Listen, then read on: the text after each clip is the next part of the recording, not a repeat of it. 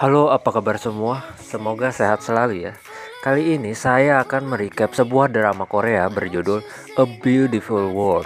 Drama ini disutradarai oleh Park Chan Hong. Drama ini menceritakan ada sekeluarga yang mencoba mencari keadilan untuk anaknya, dan mereka akan melawan para orang-orang kaya. Drama ini akan memiliki unsur aksi suap, pembulian di sekolah, pembunuhan, bahkan pemerkosaan. Dan di drama ini kita akan diperlihatkan bagaimana kasih sayang orang tua ke anaknya. Jadi bagi kalian yang belum nonton langsung dramanya, tonton dulu agar lebih detail ceritanya. Oke, saya peringatkan ini adalah video full spoiler. Jadi langsung saja PW kan posisi rebahan, gunakan earphone agar lebih smooth suaranya, pastikan jaringan Anda stabil, dan intro dulu. Beautiful better love.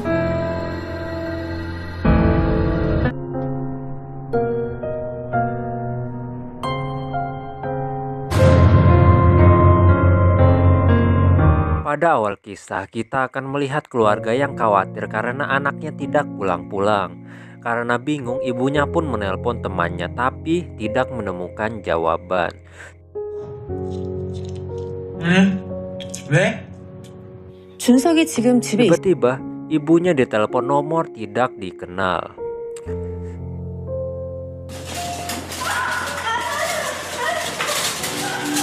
Sambil bertanya-tanya kenapa anaknya melakukan ini, padahal keseharian mereka sangat bahagia tanpa ada masalah sama sekali.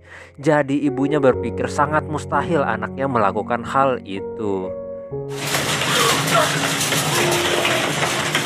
Sambil flashback, ibunya menangis melihat anaknya yang tidak sadarkan diri dibawa ke ruang operasi.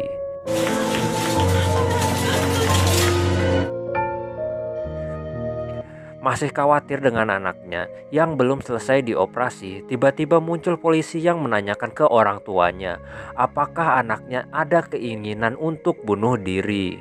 Sontak orang tuanya pun berkata tidak karena keadaan keluarga mereka sangat baik selama ini. Dan polisi itu pun menjelaskan apa yang terjadi ke anaknya, bahwa anaknya berada tergeletak di sekolah dan sepatunya berada tepat di atas gedung. Jadi kemungkinan anaknya telah bunuh diri. Di sisi lain, ada seorang ibu yang memeriksa HP anaknya dan melihat video di mana Seunho dipukuli oleh anaknya. Namanya Yongchul. Hingga membuat ibunya marah-marah sambil menangis kepadanya. 선호가 니들 때문에 다 죽게 한부모 가정 소리 안 듣게 하려고 엄마가 얼마나 노력했는데.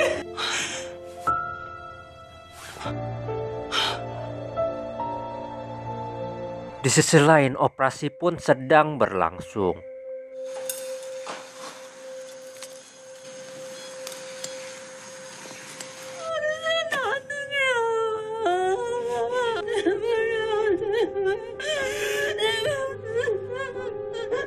So we all running for the no side. Oh, it may be one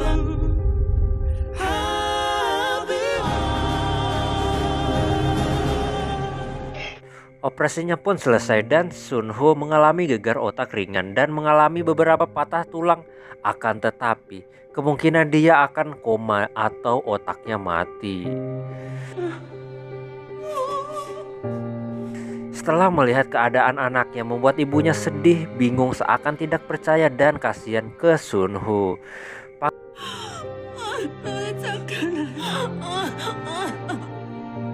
Paginya mereka pun pulang dengan keadaan gak ada mood. Shin berpindah ke keluarga kaya yang dimana ayahnya merupakan pemilik sekolahan di mana Sunho sekolah. Namanya Oh Jinpyo. Dan ternyata Jinpyo menyuruh untuk menutupi kasus ini agar tidak menurunkan peringkat sekolah mereka.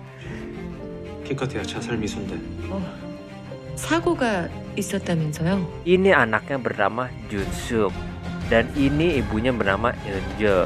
Keluarga ini akan berperan penting dalam cerita, jadi jangan lupain nama mereka ya.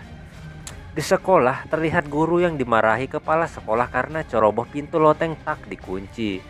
namanya Lee Jinwoo, merupakan wali kelas Sunho, dan ini Bae Sang-bok, kepala sekolah Sunho. Dan Sang-bok menyuruh Jinwoo agar tidak boleh ada satu murid pun yang membicarakan tentang kejadian bunuh diri Sunho.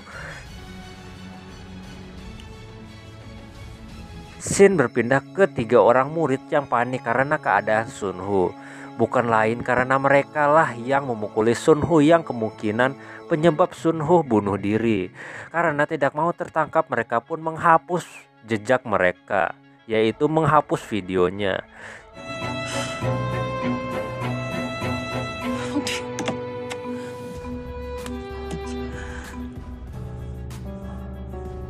Di kelas ternyata guru memberi ancaman apabila ada seorang yang ketahuan mengirim pesan tentang Sunho akan kena penalti. Tiba-tiba ada seorang murid yang berdiri ingin ke toilet. Dia dikenal dengan panggilan hantu, dan ternyata selama ini dia selalu dilindungi Sunho. Setelah istirahat, ada 4 orang murid yang merupakan satu kelompok dengan Sunho dan diminta menjadi saksi, dan mereka pun berdiskusi tentang menghadapi detektif nanti. Ternyata Junsuk adalah pelopor utama terjadinya video dan pemukulan itu. 소리니까 지금부터 내 말 잘 들어. Saat diinterogasi, mereka pun hanya ngomong bahwa kemungkinan Sunho mengalami stres karena nilainya. 그래서 좀 심한 말로 놀리고 세긴 아닌데. Di sisi lain, Soho memergoki seorang murid yang menghina kakaknya, bahkan ibu dan ayahnya. Sontak Soho langsung berkelahi dengannya.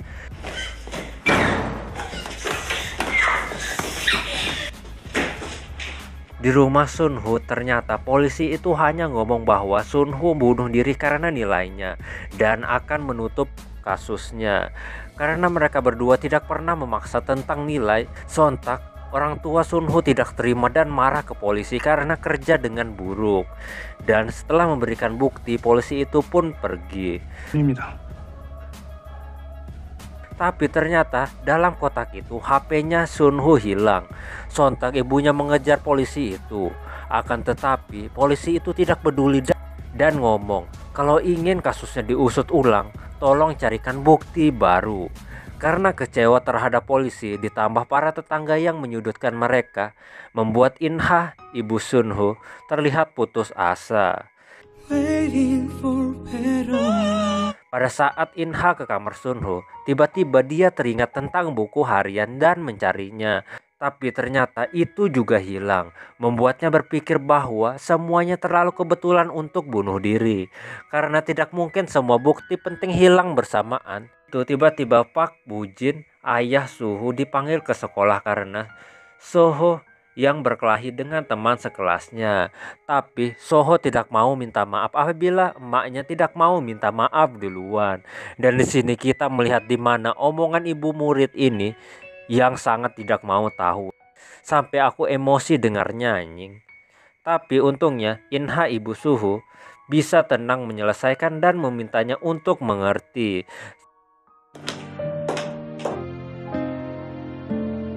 Setelah selesai, Inha, ibu Sunho, pun mencoba mencari buku harian Sunho di loker miliknya Sunho. Namun itu tidak ditemukan. Di sisi lain, Wujin, ayah Sunho, mencoba mencari bukti riwayat telepon Sunho ke pusat telekomunikasi. Dan mereka pun mendapatkan nomor terakhir Sunho menghubunginya, dan kebetulan di malam yang sama saat kasus Sunho. Tapi Wujin meminta melacak lokasi terakhir HP Sunho yang hilang. Ternyata HP-nya aktif terakhir di sekolah.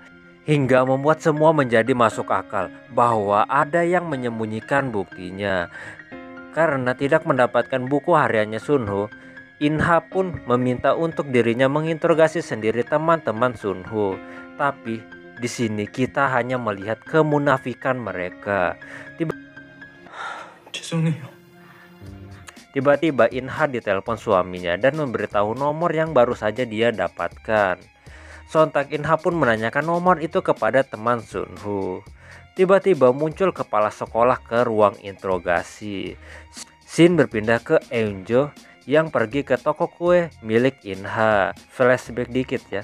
Ternyata Unjo ada saat Sunho jatuh dari gedung dan dia merupakan yang menyembunyikan HP Sunho. Bukan hanya itu, ternyata buku harian milik Sunho ada padanya. Di sisi lain, karena tidak ada yang mendukung mereka, membuat Inha sedih sejadi-jadinya. Shin berpindah ke Soho yang ternyata juga mencari bukti untuk membuat kasus kakaknya diusut kembali.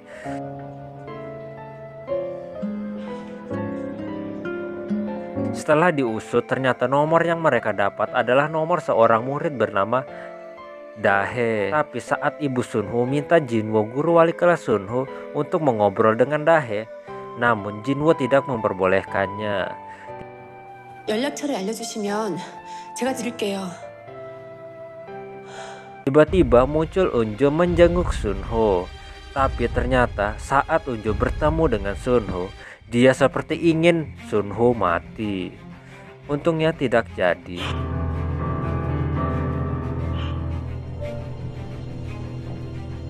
Tapi saat pulang ternyata Inha meminta bantuan Unjo untuk mencari kebenaran yang terjadi. Dan Unjo pun menjawab. 그래. BTW mereka berdua aslinya teman. Jadi sebenarnya Inha dekat dengan ibu Yongchul dan juga ibu Junsuk. Lanjut, sontak saat pulang Unjo panik dan dia menelpon seseorang untuk menyimpan buku diari beserta handphone Sunho. 아니라뇨? 난 아니에요. Di sisi lain, ibunya Sunho saat akan tidur, dia tiba-tiba melihat SMS tidak dikenal mengirim sebuah video di handphone suaminya. Dan ternyata saat dia melihat videonya,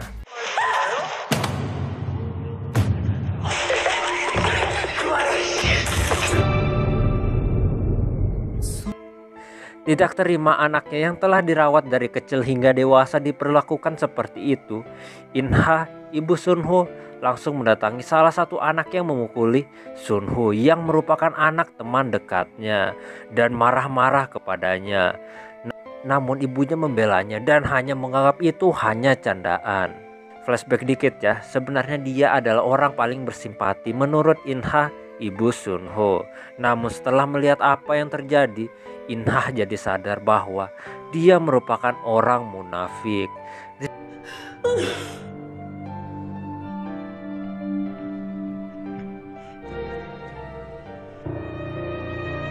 Di sisi lain, ayah Sunho langsung ke kantor polisi untuk memberikan bukti video itu. Melihat video itu, polisi itu pun akan mengusut video itu dan membuat kasus Sunho menjadi percobaan bunuh diri karena pembulian. Tapi Woo-jun tidak terima karena ini bisa jadi pembunuhan berencana karena buktinya HP-nya masih hilang tepat di sekolah.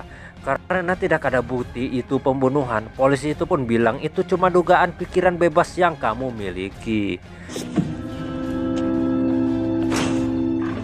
Di mobil, Woo-jin pun seperti banyak pikiran. Tiba-tiba ada pengendara mobil marah-marah kepadanya.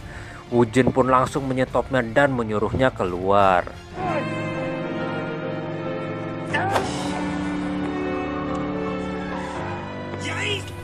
내가 뭘 그렇게 잘못했어? Di sisi lain, ternyata polisi ini ingin lebih mengusut kasus Sunho dan menyuruh anak buahnya mengusut CCTV sekolah lebih lengkap. Namanya Park Sung-man. 사는 건데. 네가 합니까? 얘기하다가 또 Keesokan harinya ternyata berita tentang Sunho dibully sudah kesebar. Tapi ternyata orang tua dari 3 pelaku adalah orang kaya hingga kasusnya pasti akan sangat sulit. Orang tua Junsuk adalah yang punya yayasan sekolah. Orang tua si gendut Ki-chan adalah seorang pengacara. Sedangkan Na Jung-se adalah anak dari orang kaya, tapi tidak diberitahu jelasnya apa pekerjaannya. Kalau Yong-chul kita udah tahu ya, dia merupakan anak Im Suk-hee yang merupakan orang tua tunggal pemilik toko retail. Di sekolah ternyata Suho mencoba mencari siapa pelaku pemukulan kakaknya walaupun dia belum lihat videonya. Untungnya dia bisa tahan emosi. Suho ditemui oleh si hantu atau namanya Dong-hae.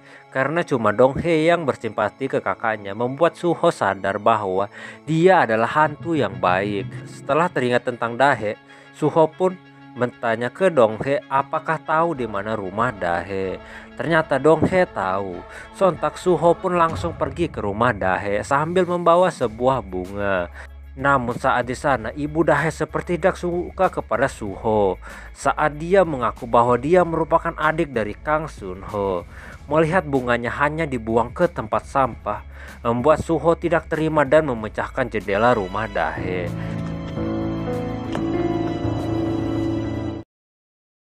Karena Suho tidak ada kabar semalaman, membuat orang tuanya khawatir dan mencari Suho kemana-mana. Untungnya dia ketemu tepat di toko penjual bunga, dan ibunya pun ngomong kepadanya bahwa kita akan berjuang bersama, jadi jangan melakukan semuanya sendiri lagi ya. Dan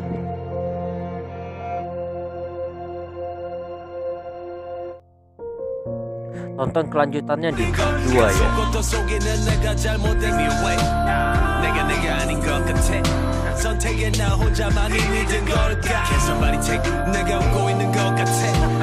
난 자꾸 선우가 혼자 있었던 게 아니라는 생각이 들어. 선우가 친구들 손에 밀려 떨어지는 편이 좋겠어. 우리가 얼마나 한심한 부모였는지 인정하고. 그날 말이야, 선우 안 만났어? 아니, 하고 싶지 않은 마음 나도 알아. 죽고 싶을 만큼 괴로우면서 엄마 아빠란 사람한테 편지조차 남기지 않았다고. 우리